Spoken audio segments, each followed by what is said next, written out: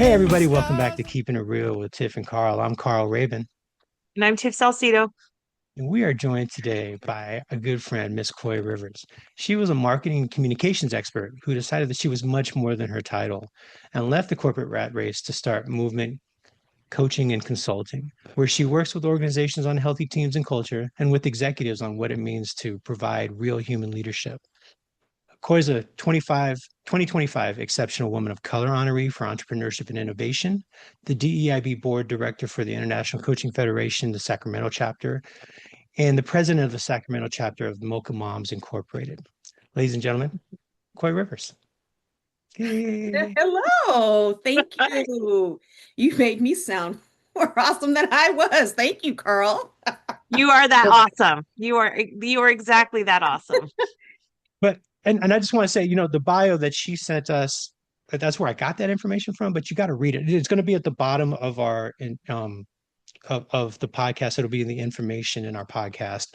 But it's really cool, and it talks about you saying that you decided you'd had enough, and you stopped letting those 12-hour days define your success. So tell us about your journey, and how you got to where you are today. Yeah, well, thank you. First, just thank you so much, Carl and Tiffany, for inviting me and joining me to be here with you today. I really do appreciate that.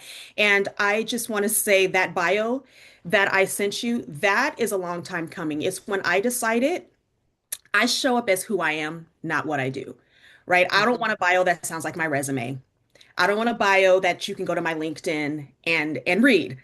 When I'm Mhm. showing up in a room in front of you or on a podcast where I want people to read or hear about me, who I am, not all the things that I've done. Of course, those things are important. And that's not the bio I submit if I'm, applying to something or if I'm applying for, a government, contract or something like that. That's Right. not the bio, right? You're going to get what I do. But when I'm showing up in a space like this, where we're talking about inclusion and in coaching and equity and all of those things, I want you to know who I am. And what you touched on is, I left corporate. I'm in a whole new journey, right? In my professional and personal life, quite honestly.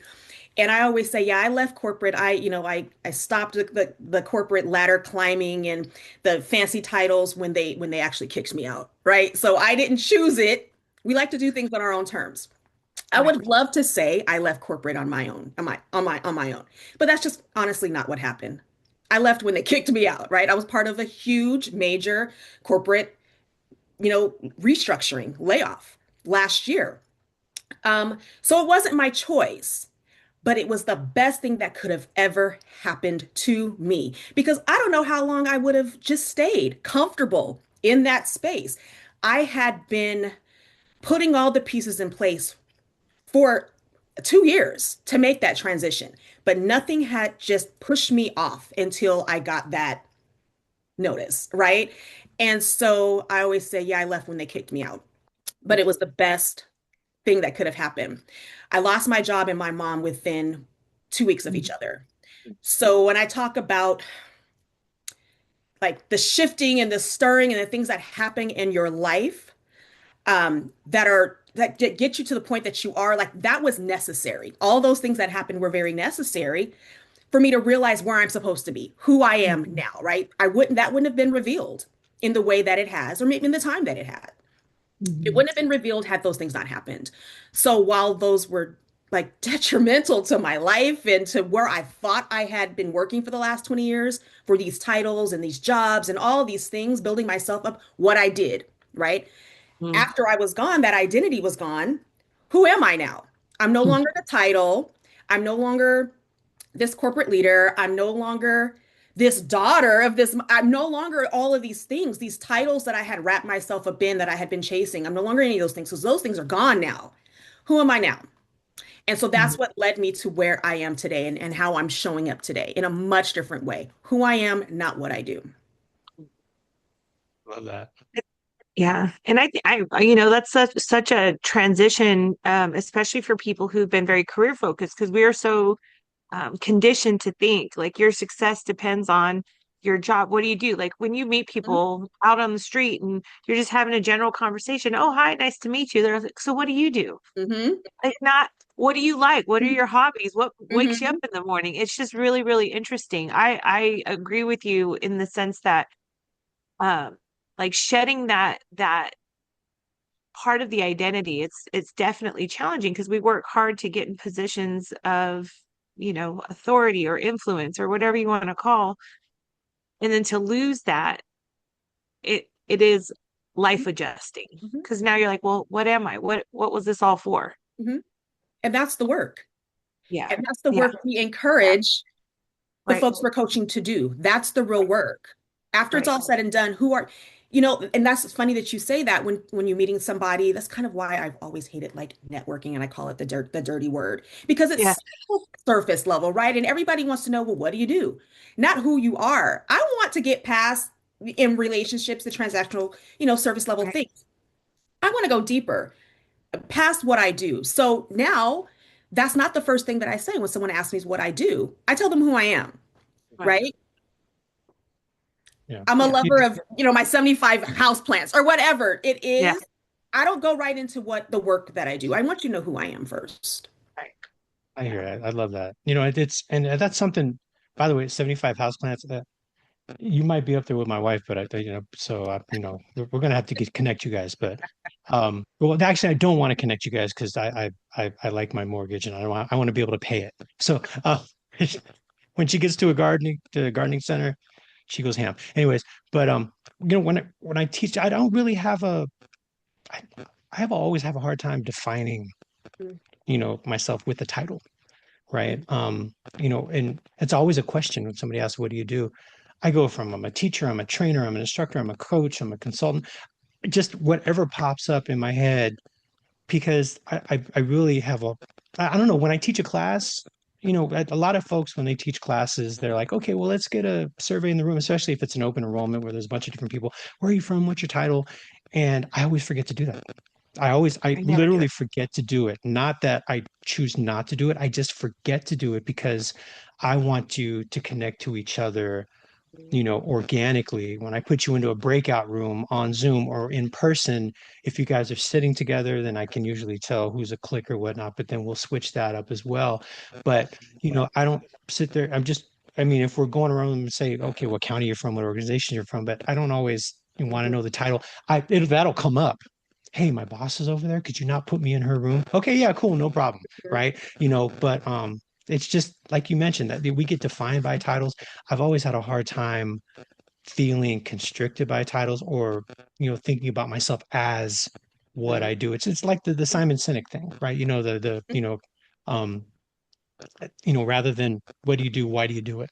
Right. Mhm. And that's something I really want to lead with, just, whenever I think about who I am and I want to provide an impact, I want to make a difference. Right. So whatever title that leads me to, that's, wherever I'm landed, whoever I'm interacting with, what role I'm playing, how can I make a difference to those folks that are in my organization and who we serve, so I totally, I get that.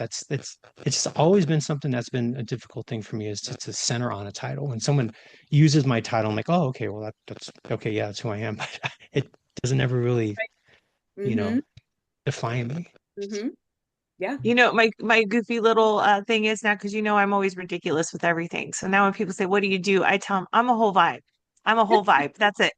It's my Mhm. response. I'm a whole vibe. So And it now I'm going depends on to what get in day. and I'm going to say, "Ooh, tell me more." I would be more interested in that, right? Yeah.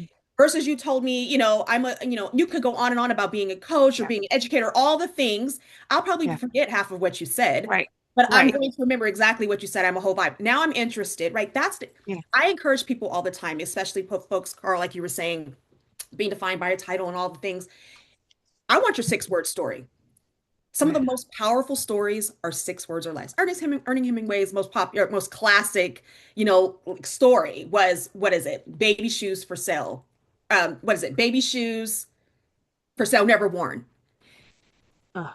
Most classic 6 word story. Like it just paints a picture. It's colorful. It's vivid. It's like open to interpretation. What does that mean? I encourage people to ditch the elevator pitch, to ditch the whole, because that I feel like it's so obsolete now, and it's so we have changed and evolved so much past like Right. this 60-second elevator pitch. I don't remember anything you said past 5 seconds anyway.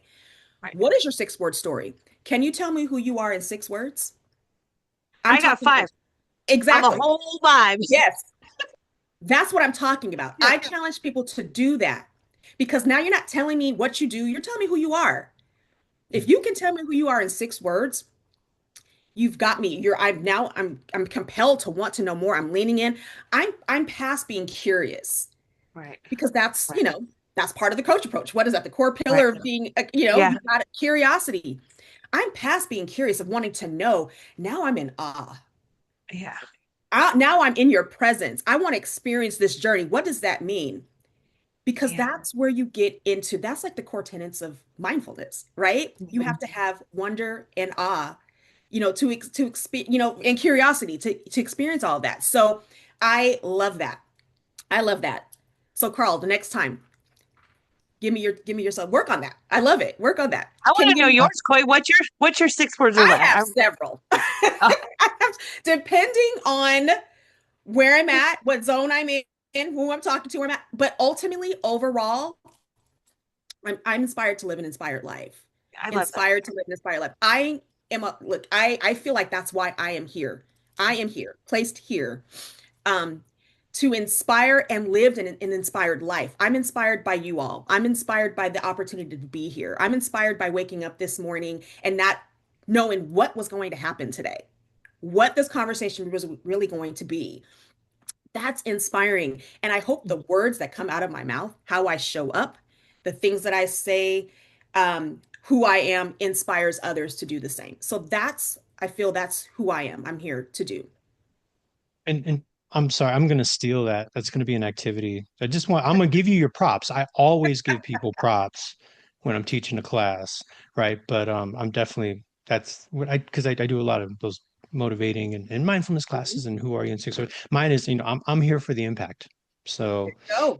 you know, how can we make a difference? Let's go, Mhm. right? So that's always been something I've been trying to find ways to put that into a business name, right? That's really, who I am at the end of the day is here for the Yeah. impact. Let's make a difference. Don't waste my time. I don't want to waste yours, right? Mhm. So yeah, And it's absolutely. I funny. love it.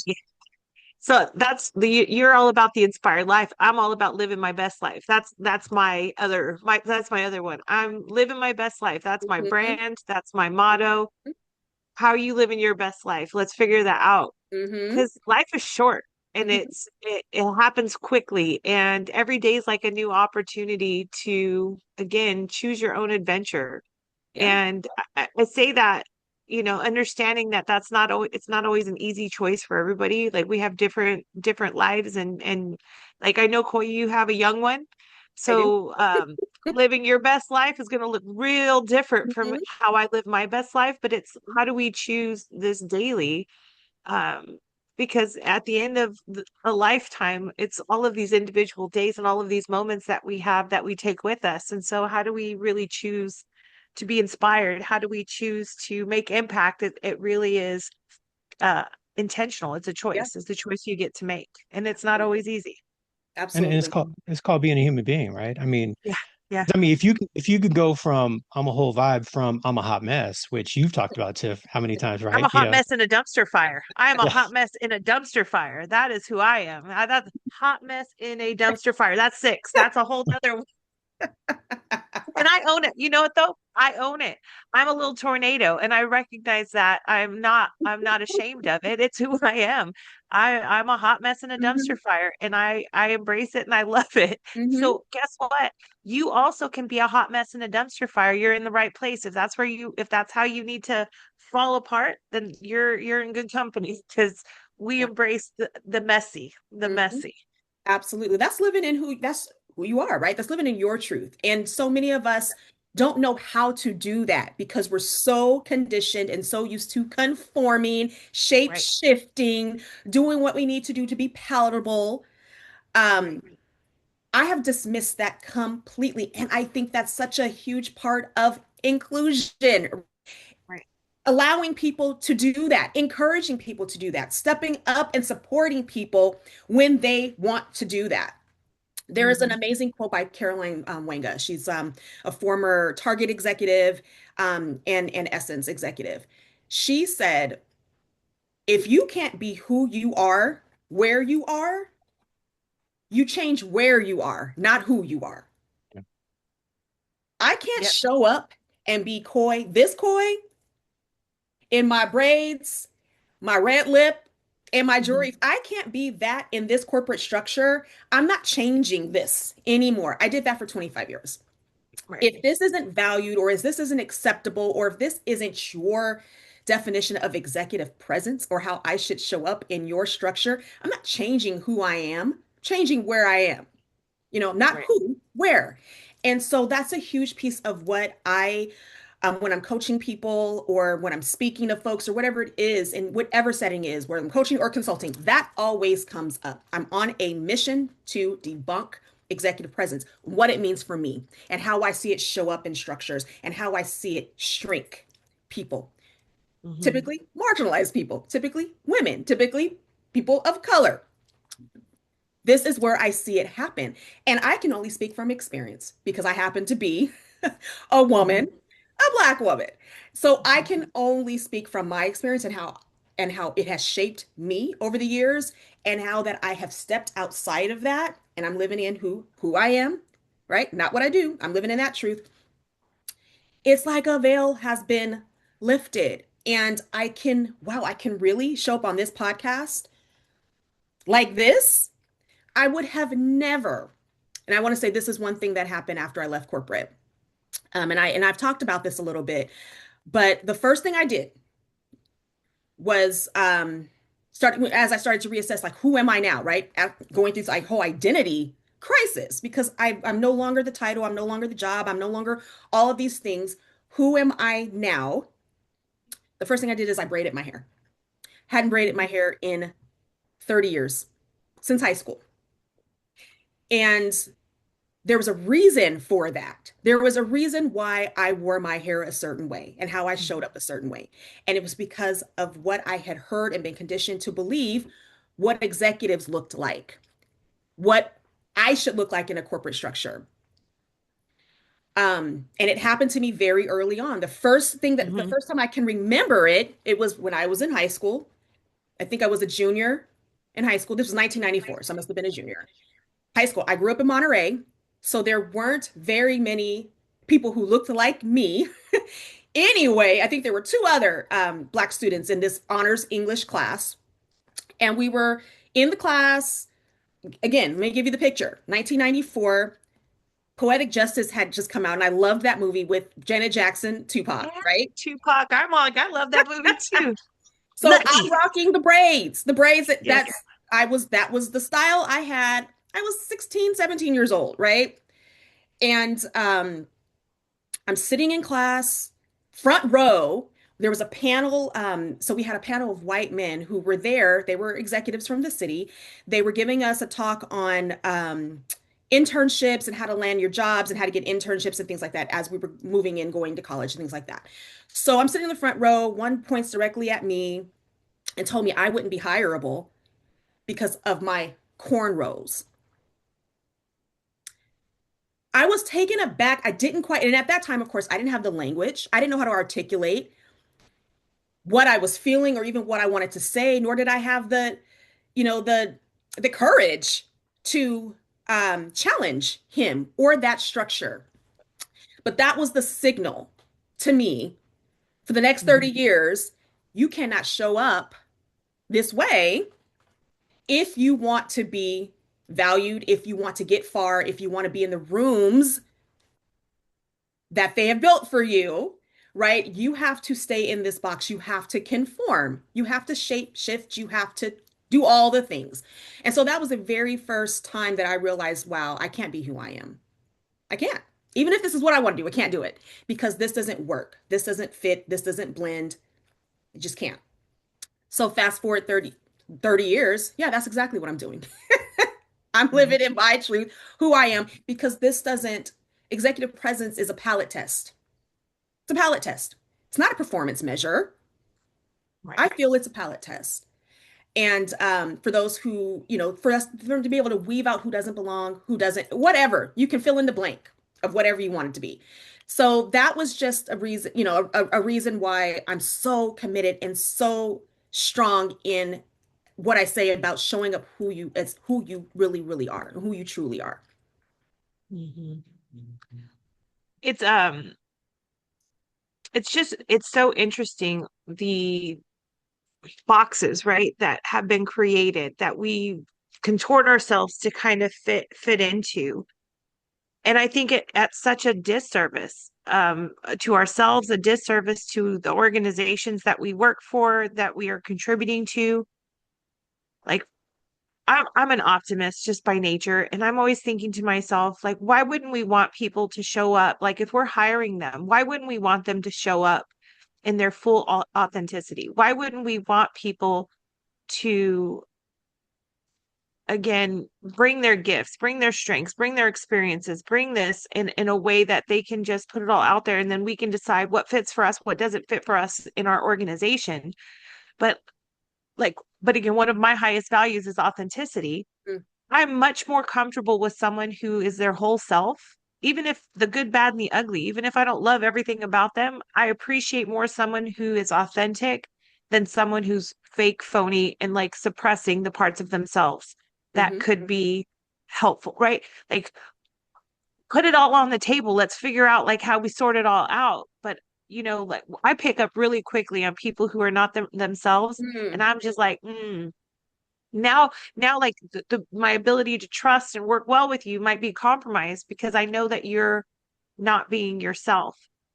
And I think maybe because I've gotten really comfortable in just being myself, the good, the bad, and the ugly, again, the hot mess and the dumpster fire. Um, I have to like recognize that that is one of my gifts, is that people oftentimes do feel like they can be authentic with me. And I take that as such a badge of honor. Like, I really love that people feel safe to be themselves. And it's like, if I could package and say, here's a magic potion. Don't worry about what other people think about you, mhm, right? Here's a magic potion. Show up and the right people will find you. The maybe the don't change who you are, maybe change your surroundings, who you're with. Because if you can't be your whole self, then they're not the right people for you. right. Mhm, And it's just so unfortunate in so many workplaces that we're prescribed a prescription of, again, what you say, how you look, how you're supposed to talk, again, how you wear your hair. Who cares? Who cares where your tattoos are located, if you have them at all, what kind of shoes you're wearing? Like, mhm, how does that contribute anything to like where we're going? mhm. It doesn't.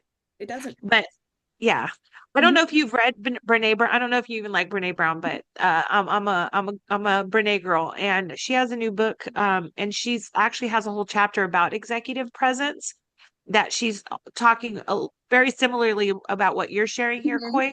mhm. Um, and she's calling it pocket presence, like And she's making a football analogy about it, and how executive presence is such a myth. And it's again, like you say, like the palette, it has nothing to do with who you are or how you are.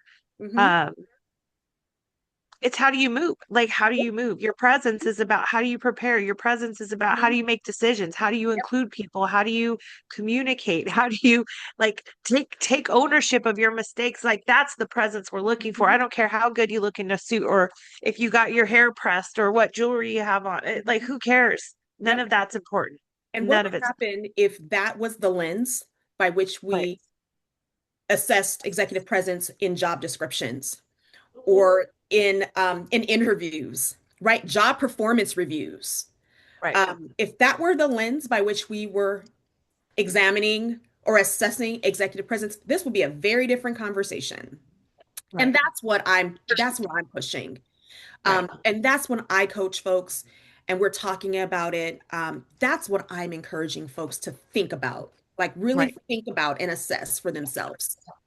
I've two classes that there are two programs that I have. One is like a career development series for line staff and folks who are trying to, want to get promoted or get into a specific career, and then I do one for managers, right? And so one of the things that was in my early classes, because I devised it for the bank that I was working for, and my boss wanted to talk about organizational fit, right? And for her, that idea of organizational fit was you have to dress the part, you have to act the part, right? And it just never really rubbed me the right way, right? And so it's really, thinking about there's always a thought that comes up in my mind when we have these conversations, imposter syndrome, Hmm. Mhm. right? And I don't know how many times, I've been coaching folks and especially it tends to be ladies of color. We talk about, well, this is my first role. I'm a little nervous, and I'm just thinking about,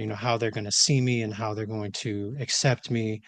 And, it's just always it's a common theme, right? And I think it has a lot to do with what you were talking about, just what not just even corporate America, but just society in general tells you this is how you're supposed to be. And this is, so we, our brain creates those heuristics that we put you in a bucket and label you with everyone else. And we size you up in 7 seconds or less, whether we like it or not. Right. And it's really, it's an insidious thing if you allow it to dictate how you move in the Hmm. world. And, I older generations, it's still part of. I mean, I'm sure you guys as first bosses were always, this is how you're supposed to do A, B, and C, right? And I see folks that are our age having a different perspective. I see millennials managers having some different perspectives, unless they have been completely indoctrinated and swallowed into that idea of, my title is who I am, right? And but it's a challenge. I mean, just thinking about not being able to wear your hair. I mean, yeah, we have the Crown Act, but the Crown Act legally protects people. It does not protect people Yeah. within Absolutely. Yeah. people's cognitive Absolutely. processes, right? And Absolutely. so that's the challenge. That's the challenge. I Mhm. mean, yeah, we have more freedoms, yeah, sure, and oh yeah, I believe in equality, and that's the challenge with allyship, right? When folks who are allies believe in a principle, but when the rubber hits the road, their brain is saying, oh, right. And so how do we help people to move out of that you were talking about, Coy, just to be able to accept yourself and who you are in this space, which allows other people to be able to thrive? I mean, how would you recommend leaders be able to do that? I think just what you just said. I think you take a step back and you really think about for you. What does it mean for you? If you say, I'm an ally, and when the rubber hits the road, what is your instinct? What is your intention in that moment? Ask yourself that. Intention leads to impact, right? That's very, very clear. You cannot have impact before you are clear and intentional about what it is. So before I make my impact, what is my intention? Always start right there. Yeah. What is the intention here? Yeah, Before no, I I, even I put hear you. impact, I hear you know? you. And I mean, there's plenty of people with great intentions, right? And then, Yeah. like Mike Tyson says, everyone has a plan until they get punched in the face, Yeah, right? absolutely. Hmm. And Hmm. so everyone wants to march and do the stuff Yeah. until they start seeing cameras and say, "Oh, that might affect my job," right? Yeah. So, or I might need to take a differing opinion on somebody that five other decision makers. I need to go with the flow, right? I think that's Mhm. such a huge piece. Our socialization, Yeah. keeps us from going there, Yeah. and it's such a challenging thing because it goes against what our brain wants. Our brain wants us to be safe. So how does our brain keep us safe? We go with the flow. We go with what we can expect, what we can predict, right? Hmm. And if people have been told to predict less than who they humanly capable are, or to predict, to expect more than they want to be, that's really where the challenges lie with, just being a human being. Yeah. It's really unlearning, right? Unlearning like default templates, right? Of what leadership is, how it looks, how it sounds, how it feels, right? How do you do that? How do you do that? How do you Mhm. reframe it? Right? So really emphasizing, like I said, clarity, conviction, non-negotiables. Like I always start with people before you even tell me what your intentions are or what impact you want to have on your organization, on your teams, on your people, in your own career. let's get real clear about not only what you want, what you need, but what are your non-negotiables? Like, what are you not willing to accept anymore? What are you willing that you're not going to do? Like, what are those things? Let's unlearn those things and get really clear about what your non-negotiables are. Then we can start talking about some what your intention then is from that, and then we can make some impact. So I like to challenge folks to think about it that way. And it's not easy because you have to, again, you have to be open and willing. And that's not always a safe place to be. Yeah, we got to explore ourselves, and Hmm. some people don't want to go there. Yeah. I Well, yeah. yeah. I was saying even if I'm willing to go there, the conditions aren't always right for going there, right? So, Carl's known me for a while, Coy. We've spent some time. I'm a fighter. I'm gonna bring stuff up, but I also have some privilege. So I can put myself in that position Yeah. because I have some of that privilege and I recognize that. So I'm like, what's the worst thing that could happen to me? Not a whole lot. So let me get in the trenches Mhm. and say the things that need to be said and challenge some of the authority and challenge some of the systems and challenge some of these things. And I can do that. And what's really interesting though is like for me, there's always this like internal struggle where I'm maybe pushing, pushing, pushing, pushing, pushing, and then recognizing that nothing's changing. It's getting worse, not better. And then I have to have like this moment, like, how far do I keep pushing? Mhm. Where do I draw the line? Where else do I need to go? Because this door, I'm banging on this door and it's not opening. Like, what's the next step? Like it's a constant struggle. And so uh, there are days where I'm like, I'm just hanging up the gloves. Like, this is all going for what? Nowhere. It's just making my life worse, and more challenging. And so I have this always internal struggle. Like, where do I try a different approach? Do I try it like this? Maybe I need to be nicer. Maybe I need to be more aggressive. Like, what's the right way? And it's really real. And again, I'm acknowledging from a place of privilege that I have that opportunity. That's not always true for everybody else. So I Mhm. can't imagine how like mentally draining that can be when there's so much more on the line, Yeah. right? And so, I mean, It's it's interesting that it's you said that complicated. because that's Yeah. exactly what I would have asked you. But you said it before it came out of your mouth. Is you get to do that. You get to put Hmm. the gloves down Right. and walk away. Right. You can make that choice because you're coming from a place of privilege where you have Right. that opportunity. That is your option. You have an option. Right. What about those who don't? Right. Right? They can't put it down. They can't take it off. Right? Right.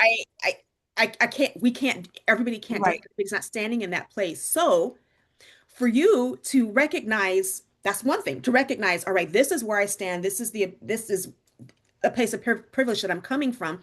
I can hang it up when I want to hang it up, but I'm making a very conscious decision to keep Yeah. moving forward because this is who I am.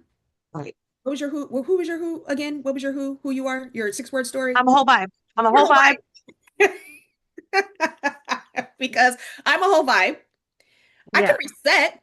I can step away. I can think this through, maybe a different approach, but I'm making a conscious decision to keep Yeah. moving in this way because I am a whole vibe and I'm going to use that as leverage for others.